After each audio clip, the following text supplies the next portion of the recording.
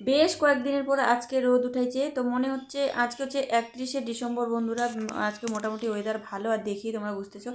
তো ওয়েদার দেখো, ঠান্ডা ঠান্ডা, ঠান্ডা দিনে তো ঠান্ডা থাকবে, তবু কিন্তু ওয়েদারটা একটু হলেও ভালো আছে। তো মনে হয় আজকে যেহেতু রোদ উঠেছে, তো কালকেও রোদ দিবে। আর দেখো, রোদ দেখে এত মনটা খুশিতে নাচতেছে না কি বলবো। তাই তোমাদের একটু নাচ দেখিয়ে নিলাম।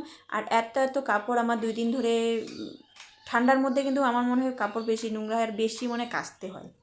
তো যাই হোক, 2 দিন 3 দিন পর কাপড় এক দুটা একটা করে শুকাচ্ছি। আর এই কাপড়গুলো কিন্তু আজকে মোটামুটি শুকিয়ে যাবে। আর দেখো, রোদ দেখেই কিন্তু আমি আর কাজ বাস মানে উঠোন ঝাড় দেওয়া আমার হয়ে গেছে। আমি দেরি না করে কিন্তু ঝটপট কিন্তু কাপড়গুলোকে বার করে দিলাম।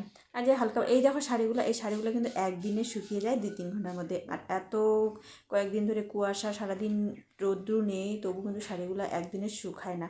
তাহলে ভাবো। তো মাকেও দর্শন করে নাও, পূজা দেওয়া হয়ে গেছে। রাজদীপের বাবা বেশ এই শীত মানে ঠান্ডার দিনেও সকাল সকাল উঠে কয়েকদিন ধরে পুজো দিচ্ছে।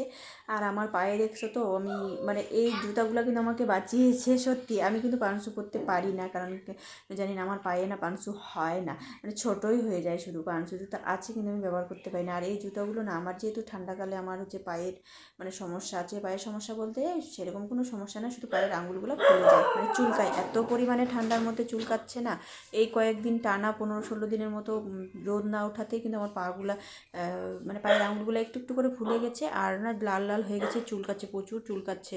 আর দেখো, আর অনেক সময় না কী করি বলো তো, আমিও মানে বাচ্চাদের কী বলবো, এখন আমিও বাচ্চা হয়ে গেছি। আমি না জুতা পরেই অনেক সময় ঘরের মধ্যে ঢুকে যাই, কী করব বলো। আর প্রতিদিনই ঘর মুছতে হয়, ঘর মুছতে হয়, তো ঘর তাড়াতাড়ি নোংরা হয়। এদিকে দেখো, স্নান দান করে আর যতই ঠান্ডা হোক না কেন, সকালবেলা কিন্তু স্নানটা করতেই হয় আমাকে। কারণ সকালবেলা স্নানটা করে নিলে কী বলো তো, অনেকটা কাজ হালকা হয়ে যায়, অনেকটা ঠান্ডা কম লাগে।